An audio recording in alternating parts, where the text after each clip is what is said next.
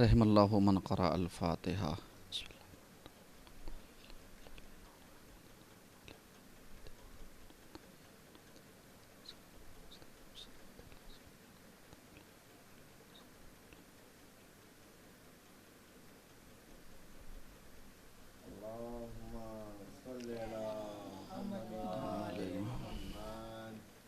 لا حول ولا قوة إلا بالله العلي العظيم. أعوذ بالله السميع العليم من الشيطان الرجيم. بسم الله الرحمن الرحيم. الحمد لله الذي هدانا لهذا وما كنا لنهتدي لولا أن هدانا الله.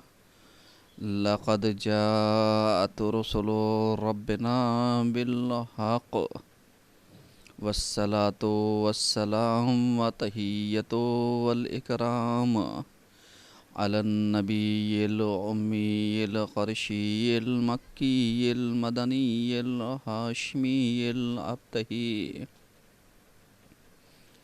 الرسول المصدق المحمود الأحمد أبي القاسم محمد صلى الله على محمد وعلى محمد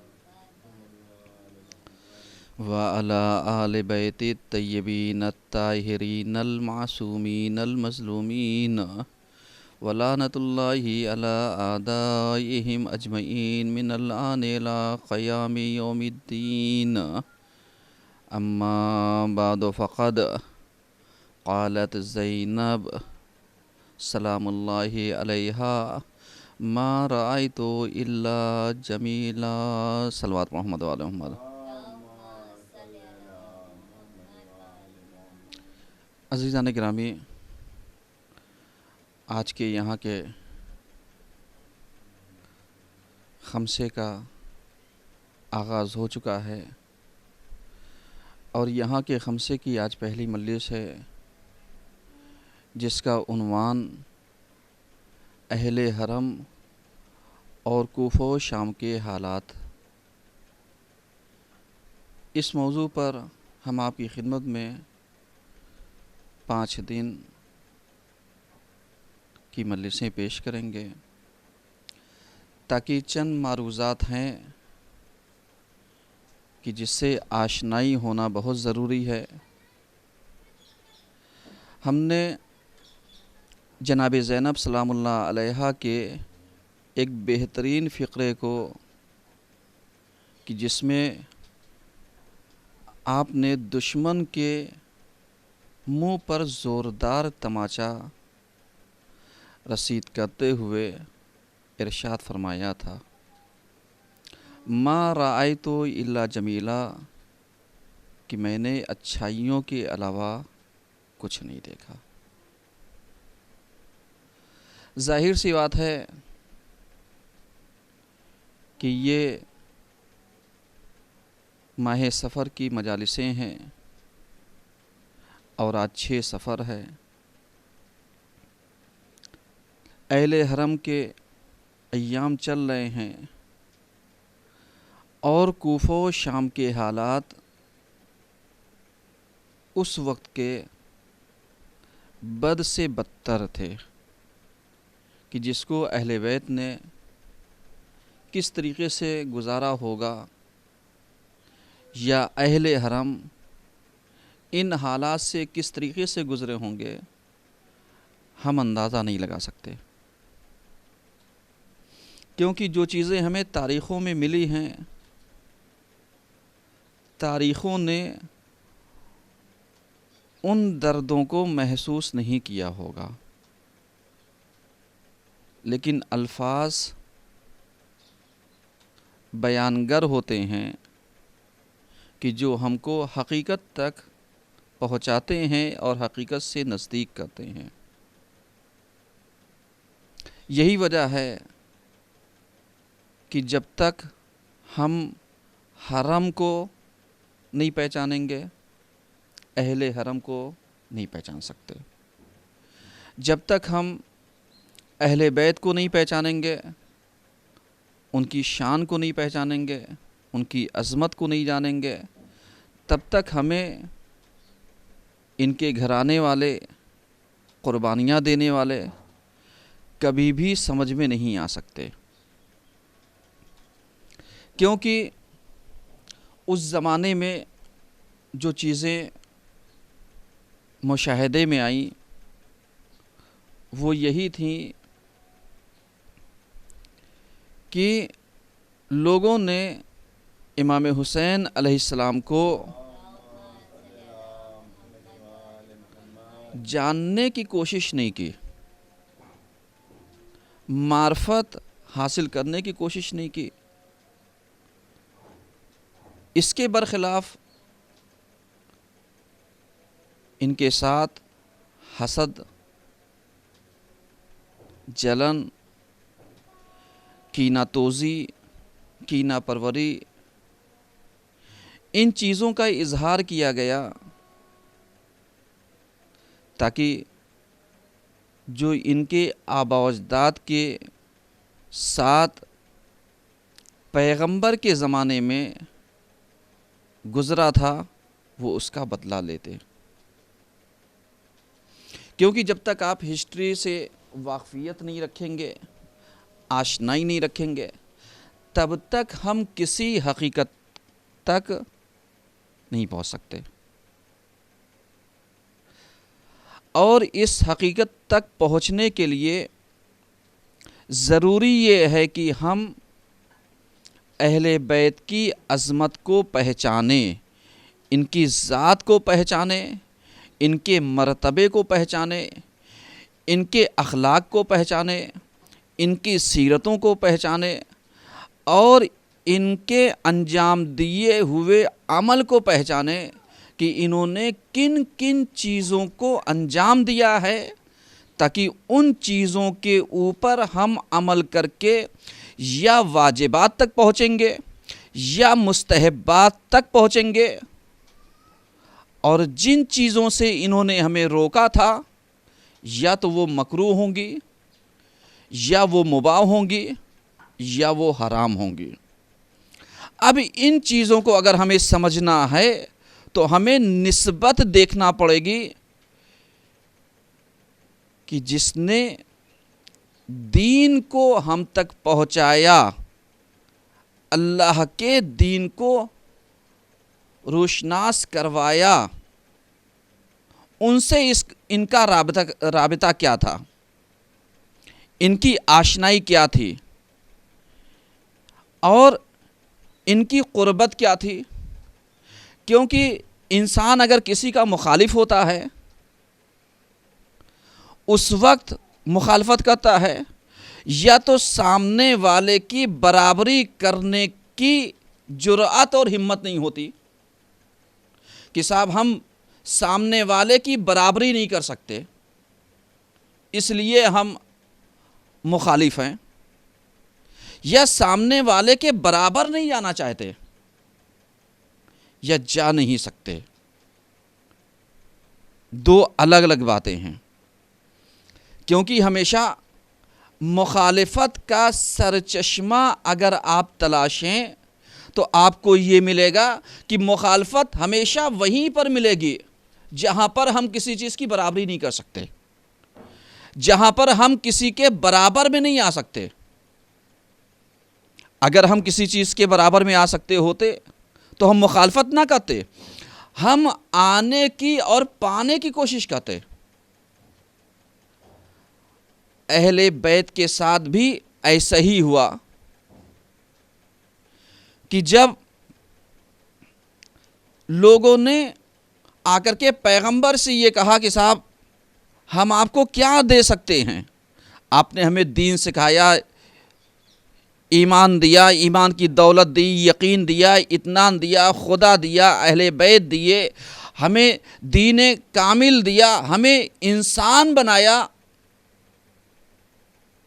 ہم آپ کو اجر دینا چاہتے ہیں۔ کون سا اجر دیں گے؟ قرآن نے بڑھ کر کے آواز کیا دی کہ اے پیغمبر ان سے کہہ دیجئے کہ اگر یہ اجر رسالت کچھ دینا چاہتے ہیں تو ان سے کہو کہ تم کچھ نہ دینا، صرف میرے اہل بیت سے محبت کرنا، صرف میرے قرابت داروں سے محبت کرنا۔ ایمانداری سے بتائیے، قرابت داروں سے محبت پیسہ طلب کرتی ہے؟ مال جا رہا تھا، منال جا رہا تھا؟ پھر لوگوں نے اہل بیت کی قرابت کو، اہل بیت کی مودت کو کیوں نہیں اپنایا؟ اب آپ ذرا سا یہاں سے توجہ دیجیے گا، کیونکہ اہل بیت کے مقابلے میں ایک اور اہل بیت لے آئے۔ غور کیجیے گا، کیوں؟ اس لیے کہ جب ہم کسی کے مقابلے میں کسی کو بنائیں گے، کسی کو زبردستی شامل کریں گے، کسی کو زبردستی لے کر کے آئیں گے، نتیجہ کیا ہوگا کہ جو فضیلتوں کا منارہ ہوگا اس سے فضیلت الگ کرنا چاہو گے، جدا نہیں ہوگی، لیکن جس کے پاس فضیلت نہ ہو اسے تم جھوٹی فضیلتوں سے نوازنا چاہو گے تو کہیں نہ کہیں اس کی قلعی کیا ہوگی؟ کھل جائے گی۔ تو اب یہ اہل بیت کے مقابلے میں اہل بیت کو لے کر کے تو آئے، لیکن پیغمبر نے پہلے ہی بتا دیا تھا کہ صاحب یہ اہل بیت میں افراد کون کون ہیں اور شامل کون کون ہیں۔ اب یہیں سے ان کا مشن فیل ہو گیا۔ کیوں؟ اس لیے کہ آیت تطہیر، حدیث قصہ، یہی وہ چیز تھی کہ جس نے اہل بیت کو غیر اہل بیت سے کیا کر دیا؟ جدا کر دیا۔ اور زوجہ آنا بھی چاہیے۔ جناب ام سلمہ، پیغمبر نے کیا کہا؟ کہا آپ نہ آئیے، انک علی الخیر، آپ خیر کے اوپر ہیں۔ اس کا مطلب کیا تھا؟ اس کا مطلب یہ تھا کہ وہ افراد کہ جو اہل بیت کے مقابلے میں اہل بیت کو لانا چاہ رہے تھے تاکہ جو فضیلتیں اہل بیت کو ملی ہیں وہ فضیلتیں انہیں مل جائیں، تو ہم ان کے اوپر ایک پرداری کر کے ان کو لا کر کے آگے پیش کر دیں گے، ہمارا مقصد پورا ہو جائے گا۔ ایسا نہیں کہ کوشش نہیں کی، کوشش کی، لیکن حدیثیں مانے آ گئیں، سیرتیں مانے آ گئیں، احادیثیں مانے آ گئی، قرآن مانے آ گیا، حکم پیغمبر مانے آ گیا، حکم خدا مانے آ گیا۔ تو جب اتنی مناہی ہوتی چلی گئی تو اب ان کے بس میں نہیں تھا کہ زبردستی یہ کیا کر لیتے، اہل بیت میں اغیار کو یہ شامل کر دیتے۔ اب جب شامل نہیں کر پائے تو کیا کیا؟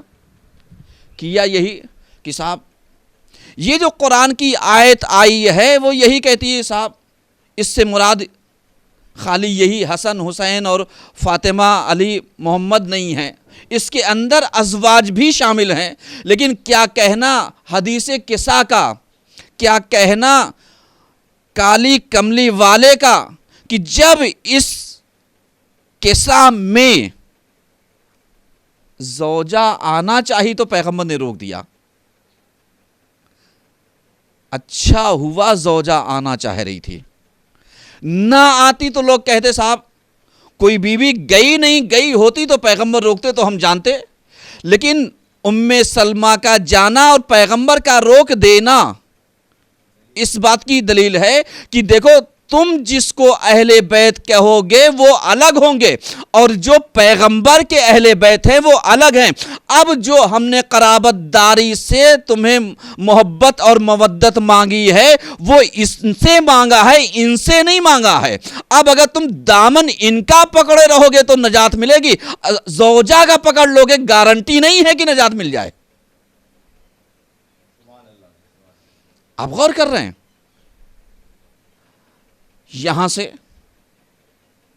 ایک باؤنڈیشن، دوسرا یہی کہ صاحب داماد کے مقابلے میں داماد، پیغمبر کون؟ خلیفہ اول اور خلیفہ دوم کے داماد. اور پیغمبر کا داماد کون؟ مولا کائنات. صحیح ہے. اب مولا کائنات کو تنہا نہ ہونے کے لیے انہوں نے بیٹی میں بھی ایک شوشہ لگا دیا کہ صاحب پیغمبر کی کئی بیٹیاں تھیں. آپ ذرا سا غور کیجئے، حقیقی بیٹی ہونا الگ ہوتا ہے، رضائی بیٹی ہونا الگ ہوتا ہے، اور ربیبہ ہونا الگ ہوتا ہے، جسے ربائبہ کہتے ہیں، یعنی جن کو ہم پرورش دیتے ہیں. تو اب اگر ہم نے کسی کو پرورش دیا، پالا، تو پالنے کا مطلب یہ نہیں ہے کہ وہ ہماری حقیقی بیٹی ہے. بیٹی ہے لیکن حقیقت میں نہیں ہے، ہمارے نسل سے نہیں ہے، لیکن بیٹی ہے. تو اب یہاں پر عالم اسلام نے کیا کیا کہ صاحب علی کی فضیلت بڑھنے نہ پائے، اس کو گھٹانے کے لیے 3 بیٹیاں جو ربیبہ تھیں، جو حالہ کی بیٹیاں تھیں، یعنی جناب خدیجہ کی بہن کی بیٹیاں تھیں، ان کو بھی لا کر کے بیٹیوں میں بنات میں شامل کر دیا. اب جب اس میں شامل کر دیا تو اب ہمارا سوال یہ ہے کہ شامل تو تم نے کر دیا، لیکن بتا دو یہ کہیں تمہیں نظر آئیں؟ موبائلہ نظر آئی ہو تو بتاؤ، پیغمبر کے اور دوسرے مقامات پر نظر آئی ہو تو بتاؤ، میراث کے موقع پر نظر آئی ہو تو بتاؤ، حق مانگنے فاطمہ گئی تھی تو کیوں نہیں آئی یہ؟ اس کا مطلب کیا تھا؟ اس کا مطلب یہ تھا کہ دشمن نے اپنا کام کرنا چاہا، شامل کرنا چاہا کہ دیکھو فضیلت کو کم کرنا ہے، ہم برابری تو نہیں کر سکتے، لیکن جب اس میں ہم ایک ایڈیشنل کر دیں گے، لا کر کے کسی کو شامل کر دیں گے، زبردستی جوڑ دیں گے، تو اب جوڑ دیں گے تو جو سمجھدار نہیں ہوگا وہ یہی سوچے گا جیسے یہ ہیں ویسے یہ ہیں، جیسے یہ ہیں ویسے یہ بھی ہوں گی. لیکن کیا کہنا عصمت کا کہ جو قرآن نے پہچنوایا وہ یہ نہیں کہا کہ یہ فلاں کی بیٹی ہیں، یہ ان کے شوہر ہیں، یہ ان کے باپ ہیں، یہ ان کے بچے ہیں، لیکن قرآن نے جس چیز کو پہچنوایا وہ کس چیز سے پہچنوایا کہ صاحب یہ فاطمہ ہیں. صحیح ہے. آیت تطہیر کے ضمن میں جو باتیں آئی ہیں وہ یہی تو آئی ہیں کہ ہم فاطمۃ و ابوہا و بالوہا و بنوہا. اس کا مطلب کیا ہوا؟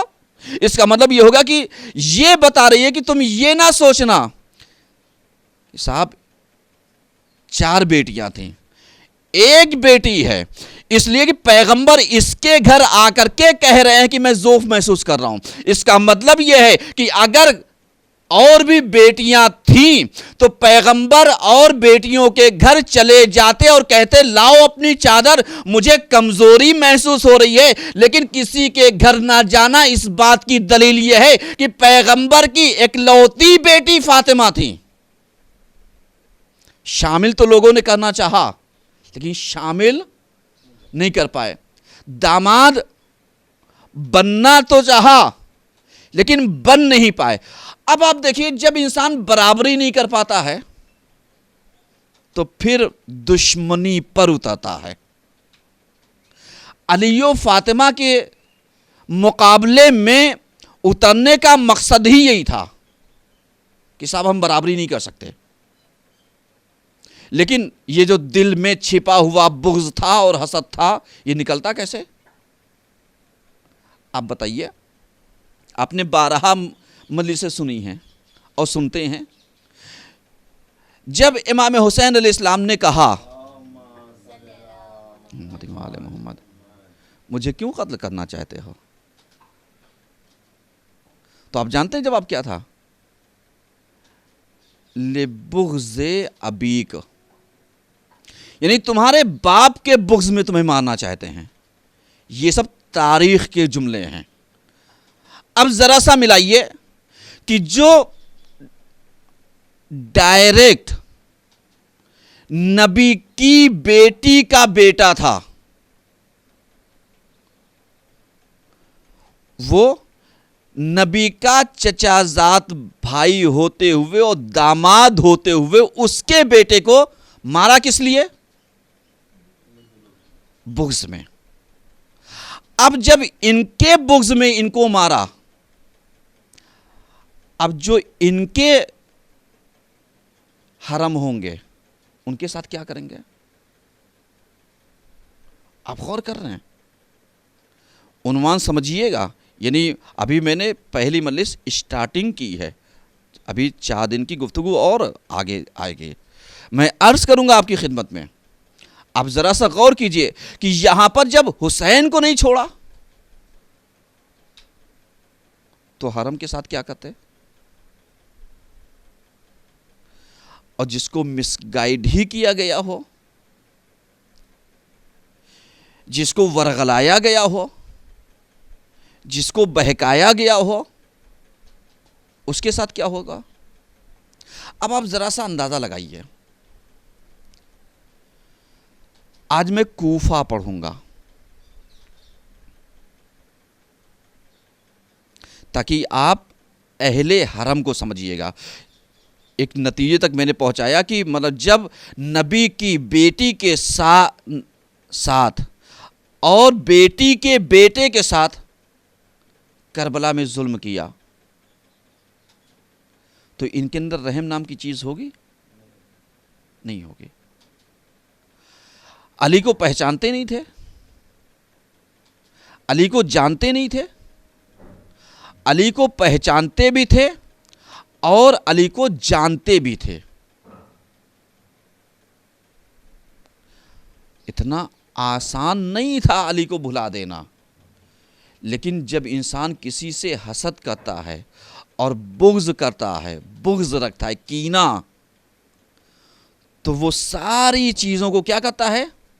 بھول جاتا ہے، اور نتیجہ یہ ہوتا ہے کہ وہ اپنے دین کو، اپنے اصول کو، اپنے ایمان کو، اپنے یقین کو، اپنے عقیدے کو، ساری چیزوں کو کنارے رکھ دیتا ہے۔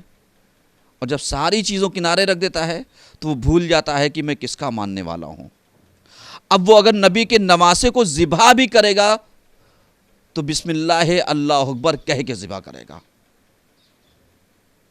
آج آپ دیکھیے مسلمانوں کے لیے داعش ہوں، طالبانی ہوں، القاعدہ ہوں، جبہت النظرہ والے ہوں، آپ ذرا سا ان کو دیکھیے، کتنوں کو انہوں نے ذبح کیا اور بسم اللہ اللہ اکبر کہہ کے۔ اس کا مطلب کیا تھا؟ اس کا مطلب یہ تھا کہ اپنے اس فعل میں یہ اتنے اندھے ہو گئے ہیں کہ یہ اللہ کے نام سے ذبح کر رہے ہیں، انسانوں کو کاٹ رہے ہیں، جبکہ انسانوں کا کاٹنا حرام ہے۔ جانوروں کے لیے حکم ذبیحہ میں شامل ہے کہ آپ بسم اللہ کہہ کے وہ کیجئے، بسم اللہ اللہ اکبر کہہ کے آپ چھری پھیریے، تب وہ ذبیحہ ہوگا۔ اور یہ ایسے ہی، تو اس کا مطلب کیا ہوا؟ بغض میں یہ اتنے اندھے ہو گئے۔ اب ذرا سا آپ اندازہ لگائیے حرم کے اوپر کتنی مصیبتیں تھیں، آپ اندازہ نہیں لگا سکتے۔ صرف میں آپ کو ایک جھلک دکھانا چاہوں گا تاکہ آپ اس چیز کو سمجھیے۔ مثلا مولا کائنات کی حکومت صلی اللہ محمد علیہ محمد کوفے میں تقریباً 5 سال تھی، 5 سال کے آس پاس، صحیح ہے۔ 5 سال میں کوئی جھوٹی سے جھوٹی تاریخ یہ لکھ دے یا لکھا ہو کسی نے کہ علی نے کسی کے ساتھ عدالت سے کام نہیں لیا، کوئی جھوٹی تاریخ نہیں لکھ سکتی، بلکہ تاریخوں نے اس کے برخلاف لکھا کہ قتل علی فی المحراب لشدت عدل، کہ علی کو قتل کیا گیا اس لیے محراب میں شدت عدالت کی بنیاد پر، کیونکہ آپ عدالت پر ڈٹے ہوئے تھے، قائم تھے، اور آپ کو کوئی ہٹا نہیں سکتا تھا، اس لیے قتل ہوا۔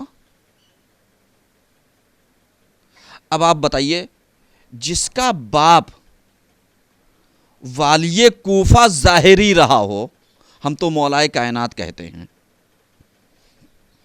دونوں جہاں کا مولا کہتے ہیں، صحیح ہے، ان کی بیٹیاں دونوں جہاں کے لیے رتبہ اعلیٰ رکھتی ہیں، لیکن یہ جو عرض کر رہا ہوں یہ ظاہری حکومت کے لیے، کہ 5 سال میں علی کی بیٹیوں نے کس شان سے زندگی بسر کی ہوگی۔ دنیاوی شان و شوکت کی بات نہیں کر رہا ہوں، دینی جلال اور عظمت کی بات کر رہا ہوں، کہ جو دین کا رعب اور دبدبا، پرہیزگاری کا جو دبدبا تھا، حیا اور عفت و پاک دامنی جو چہرے پر نمایاں تھی، جو جلال، رعب اور پایا جاتا تھا، ایسے ہی نہیں تھا۔ کیوں؟ اس لیے کہ جناب زینب سلام اللہ علیہا یعنی عظمت کے ان بلندیوں پر آپ فائز تھیں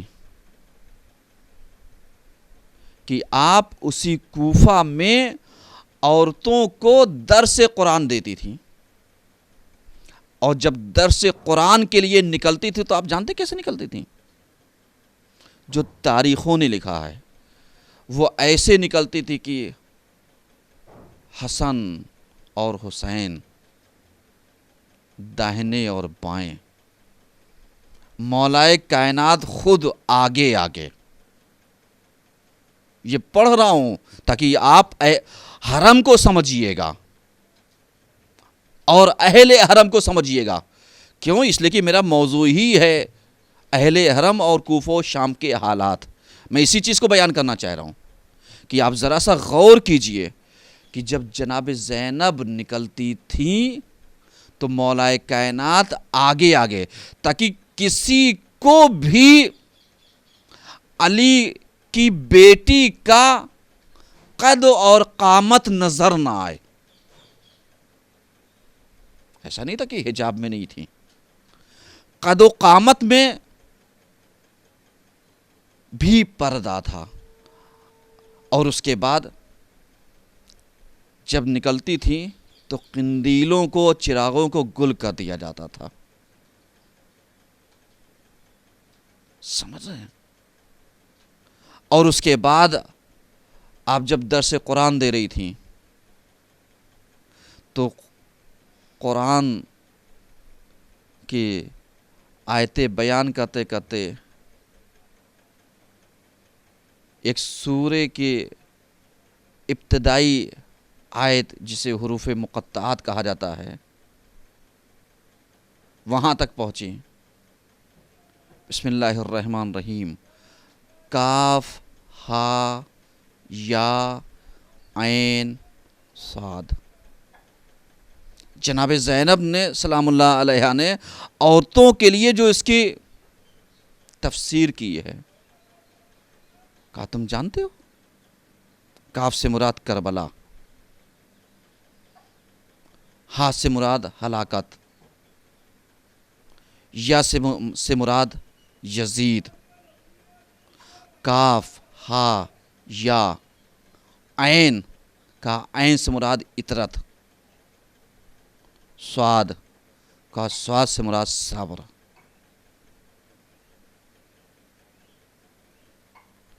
یعنی پورے کربلا کو آپ نے بیان کر دیا کہ مطلب کربلا ہوگی، شہادت ہوگی، یزید کے ہاتھوں ہوگی، اطرت کی شہادت ہوگی، اور اطرت صبر کرے گی۔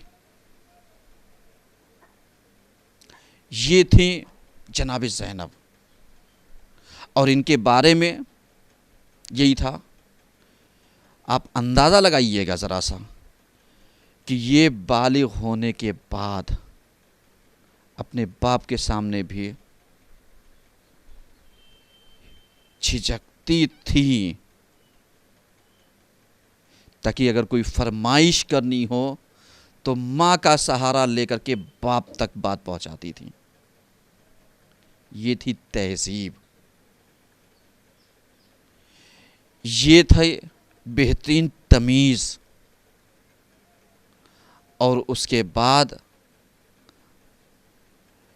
یہ زینب اپنے بھائی سے محبت کی خاطر، عطرت تو ہی ہے، دین کی خاطر اگر یہ کربلا آ جائیں تو اب ذرا سا آپ اندازہ لگائیے کہ کربلا آنے کے بعد اگر یہ یعنی اپنی چادر کے لیے گریہ کریں تو زینب کے لیے کوئی قیامت سے کم منظر نہیں تھا۔ آج ہم لوگ بہت آسانی سے جناب زینب کے مصائب کو پڑھ دیتے ہیں، لیکن ذرا سا آپ اندازہ لگائیے اور ذرا سا آپ اپنے دل کے اوپر ہاتھ رکھ کر کے سوچئے کہ جناب زینب کے دل پر کیا بیتی ہوگی کہ جب شام غریباں تو بعد میں آئی ہے، عصر عاشور زینب کے سر سے ردا چھنی ہوگی۔ آپ اندازہ لگا سکتے ہیں؟ نہیں سوچ سکتے۔ کیوں نہیں سوچ سکتے؟ اس لیے کہ آپ نے جناب زینب کو زینب کے مقام سے نہیں دیکھا۔ کاش زینب کو عظمتوں کو ملحوظ خاطر رکھ کر کے دیکھا ہوتا کہ وہ سورج جس نے زینب کے بالوں کو کبھی نہیں دیکھا تھا، وہ جب چادر سر سے چھن جاتی ہے تو سورج جا کر کے چھپ جاتا ہے، اس لیے کہ زینب کے بے پردگی کو سورج بھی برداشت نہیں کر پایا۔ اب ذرا سا اندازہ لگائیں گے آپ کہ وہ غیرت دار بھائی جسے عباس کہتے ہیں، اس نے کیسے برداشت کیا ہوتا، کیسے برداشت کیا ہوگا جناب زینب کی اسیری کو اور بے پردگی کو۔ آپ اندازہ نہیں لگا سکتے ہیں۔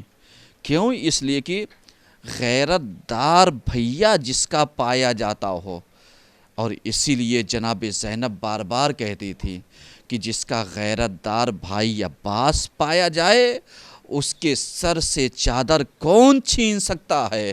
لیکن جب عباس مرنے کے لیے گئے ہیں تو زینب نے اپنا دیا ہوا وعدہ بیویوں سے واپس لے لیا، لیکن زینب نے تو وعدہ واپس لے لیا، لیکن ذرا سا عباس کے کلیجے سے تو پوچھئے عباس کے دل پہ کیا بیتی ہوگی جب 11 محرم کو زینب بے کجاوا اونٹوں کے اوپر جب سوار کرائی گئی ہوں گی، جس بھائی نے اپنی بہن کو عزت کے ساتھ مدینے سے لے کر کے کربلا آیا ہوگا، اس بھائی کے اوپر کیا بیتی ہوگی ہمیں نہیں معلوم، لیکن ہمارا تصور کہتا ہے کہ جب عباس کے سر کو نیزے کے اوپر چڑھایا جاتا ہوگا تو شاید عباس کا سر اسی لیے گر جاتا تھا کہ اب ہم ان آنکھوں سے اپنی ماؤں اور بہنوں کو کھلے سر کیسے دیکھ سکتے ہیں۔ اللہ اکبر۔ اور اس کے علاوہ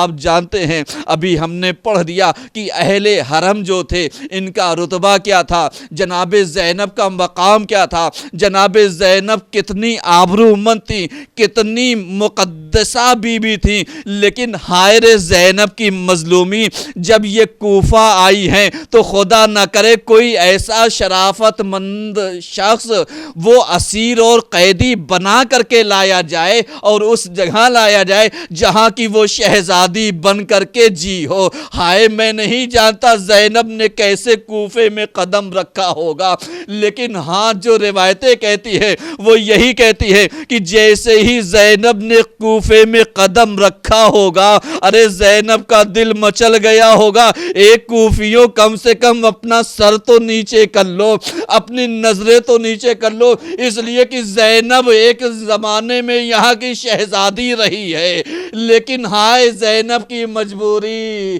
آج اس کے سر پر ردا نہیں ہے اور وہ اس کوفے میں داخل ہو رہی ہے تو اسیر بن کر کے۔ اور اس کے بعد زینب جب داخل ہوئی ہے تو آپ جانتے ہیں ارے زینب ایسے ہی نہیں داخل ہوئی، ایک مرتبہ جیسے ہی زینب ارے کوفہ کے دروازے میں داخل ہوئی، کسی نے زینب کو سلام کیا، ایک مرتبہ زینب نے مڑ کر کے دیکھا ارے میرا بھائی مجھے سلام کر رہا ہے، ایک مرتبہ زینب نے یہی کہا اے بھیا ارے میں اس کوفے میں کیسے جاؤں گی، اس لیے کہ یہ کوفہ و شام ہے، کوفہ میں یہ کوفی ارے یہ دیکھنے کے لیے آئے ہیں اور ہم پر ہنسنے کے لیے آئے ہیں۔ اے بھیا ارے میں یہاں کی شہزادی رہی ہوں، زینب کے سر پر ردا نہیں رہی ہے، ایک مرتبہ بھیا کچھ تو کرو۔ اب نیزے پر جو سر تھا وہ تلاوت قرآن کرنا شروع کیا، میں کہوں گا حسین ارے آپ نے زینب کے پردے کی لاج رکھ لی، اس لیے کہ جب کٹا ہوا سر ارے تلاوت قرآن کر رہا تھا تو جتنے زینب کی طرف دیکھنے والے تھے وہ ایک طرف حسین کے سر کی طرف متوجہ ہو گئے کہ ارے کٹا ہوا سر کیسے تلاوت کر رہا ہے۔ میں کہوں گا حسین بڑا شکریہ، ارے آپ نے زینب کی آبرو رکھ لی، اس لیے کہ کوفہ میں زینب بڑی شرمندہ تھی کہ جس کوفہ کی شہزادی رہی ہو ارے اس کوفہ میں قیدی بن کر کے کیسے آئی ہوگی۔ وَسَيَعْلَمُ الَّذِينَ ظَلَمُوا أَيَّ مُنْقَلِبٍ يَنْقَلِبُونَ الہی بحق الزہرا و فاطمہ و ابیہا و بالہا و بنوہا۔ پروردگارہ ہماری اس قلیل سی عبادت قبول فرما لینا، پروردگارہ ہمارے ان آنسوؤں کو رومال سیدہ میں جگہ عنایت فرما دینا، پروردگارہ ہمارے ان آنسوؤں کے طفیل میں جتنے بھی مومنین مومنات یہاں پر موجود ہیں، جتنے لوگ بھی آن لائن سنیں، پروردگارہ سب کی جان مال عزت آبرو کی حفاظت فرما دینا، پروردگارہ سب کو مہاماری سے کرونا وائرس سے اور دوسری بلاؤں سے پریشانیوں سے آفتوں سے محفوظ فرما دینا، پروردگارہ ہمارے امام کے ظہور میں تعالی عطا فرما اور ہم سب کو ان کی آوانوں سر میں شمار فرما۔